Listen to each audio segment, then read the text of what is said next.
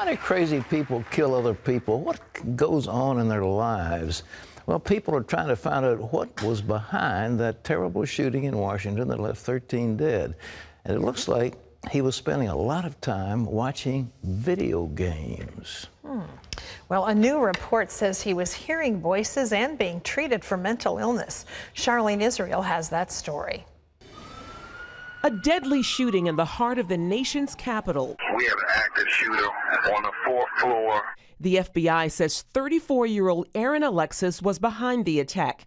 He's identified as a civilian contractor and military veteran, and he had a valid pass and security clearance to enter the Navy Yard.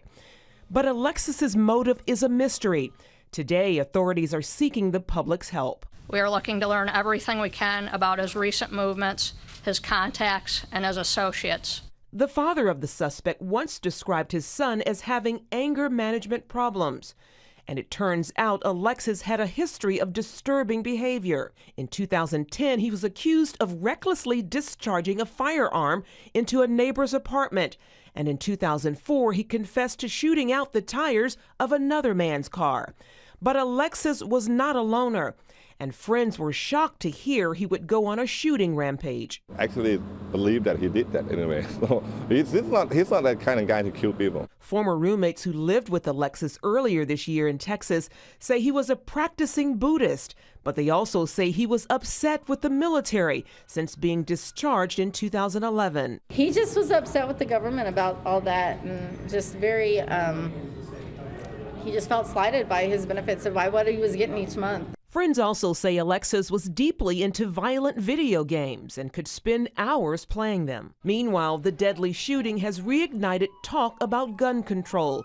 On Capitol Hill, Senator Dianne Feinstein said, quote, "Congress must stop shirking its responsibility and resume a thoughtful debate on gun violence in this country."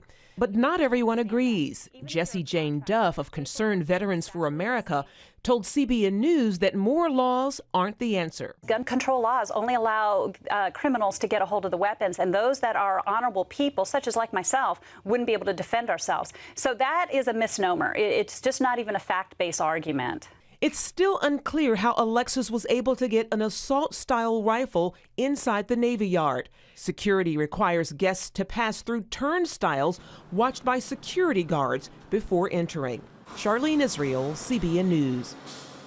Well, once again, it shows how weak our defenses are. These are soft targets, and for some reason, this is a military installation that some of the key figures in the United States Navy work. And it should have been guarded more carefully. They just let their guards down.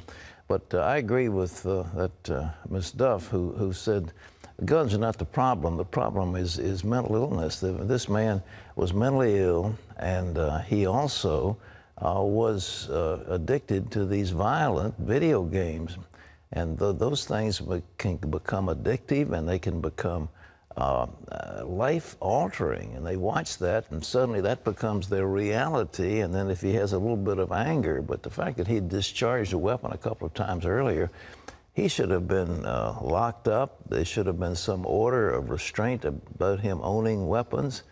He should never have been allowed to get into that facility. They missed it in terms of screening. I mean, there are a whole lot of things that went wrong, but unfortunately 13 people now lie dead because of it.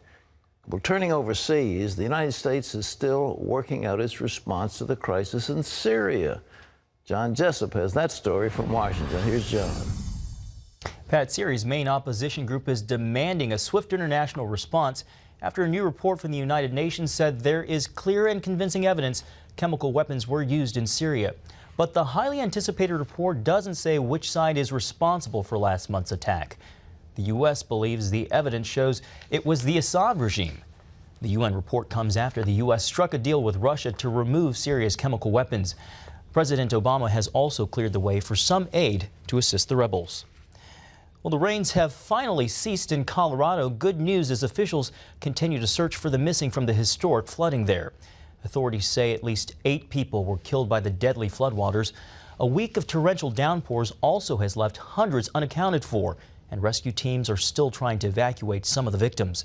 But other evacuees are returning and finding their houses utterly ruined. About 19,000 homes have been damaged or destroyed. Operation Blessing is on the ground there, working with local churches to help the victims.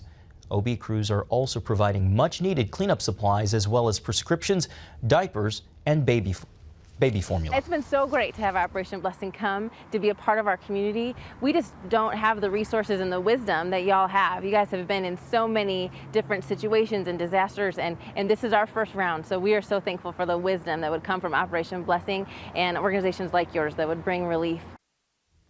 Volunteers are also offering emotional and spiritual support through prayer. Pat?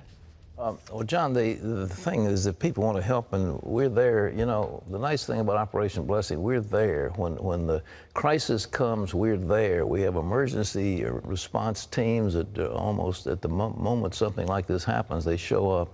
So if you want to participate helping those people in Colorado, it's Disaster Relief Fund, CBN Center, Virginia Beach, Virginia, 23463.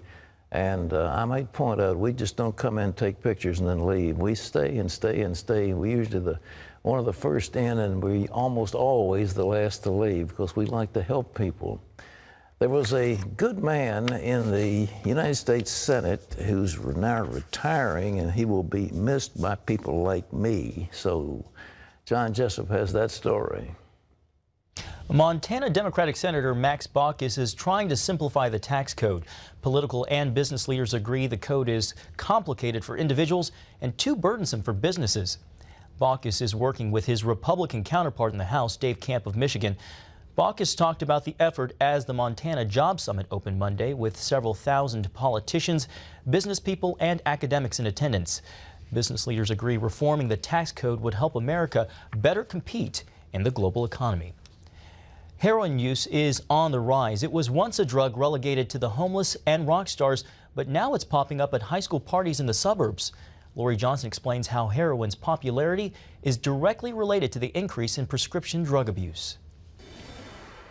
Millions of American adults and teenagers are addicted to the prescription painkillers Vicodin and OxyContin, so much so that they'll do anything to get them, even kill. But finding the drugs and paying for them is harder and harder. Sometimes just one pill sells for $80. So addicts, like this woman, often switch to the painkiller's cousin, heroin, because it's easier to find, cheaper, and packs a bigger punch than painkillers. If you hear about something that's like that, only 100 times stronger, you know, I can definitely see the appeal.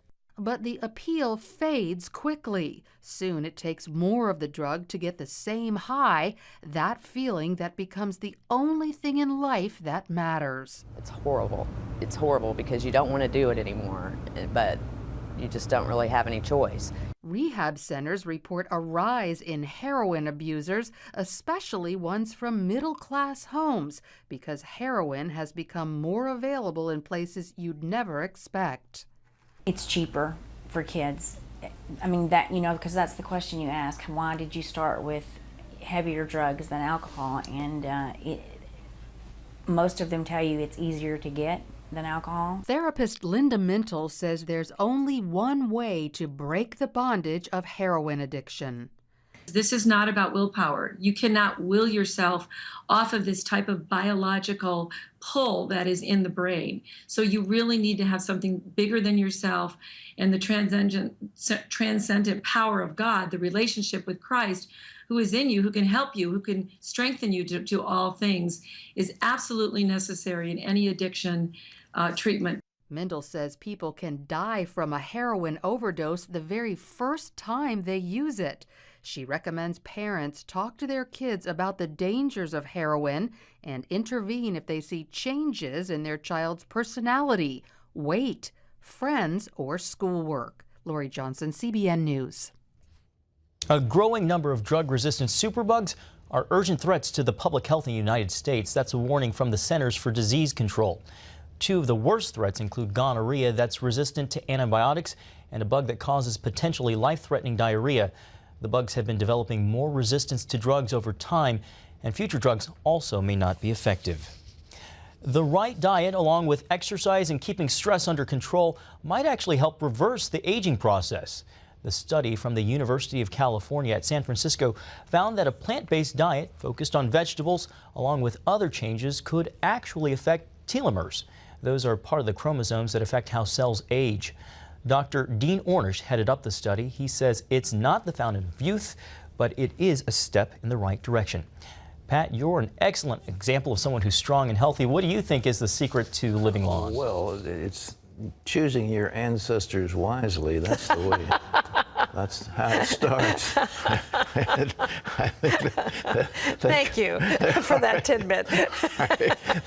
You got to do that first.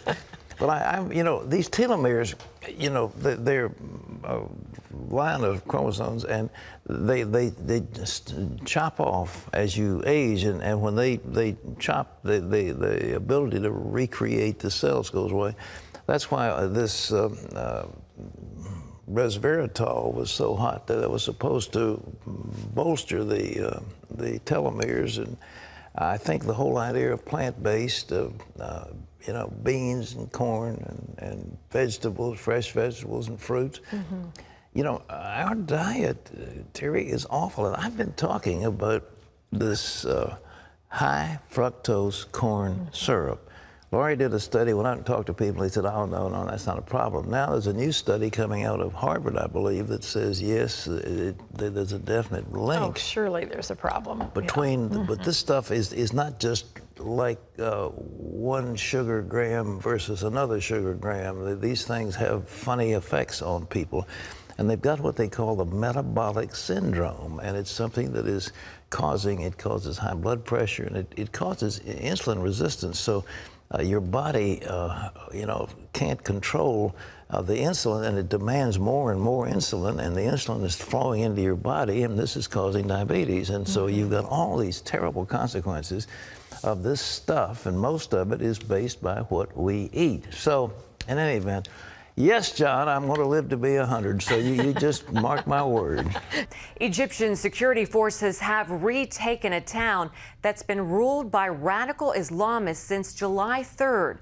The city of Delga in the southern Minya province is home to more than 20,000 Christians. In the 11 weeks the Islamic militants ruled that city, they ransacked and burned churches and forced Christians to pay them protection money.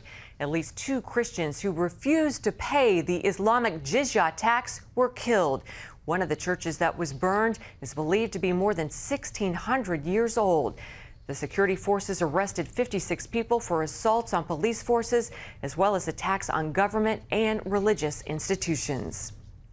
A Catholic priest is being treated at a Tanzanian hospital following an acid attack in Zanzibar. Police say the priest was badly injured in his face, chest, thighs, and legs. The attack occurred in a crowded part of town Friday afternoon. This is the 5th acid attack in Zanzibar since November. Just last month, an assailant threw acid in the faces of 2 young British women doing volunteer work. Police have yet to make an arrest in any of these attacks. Well, you can always get the latest from CBN News by going to our website at cbnnews.com.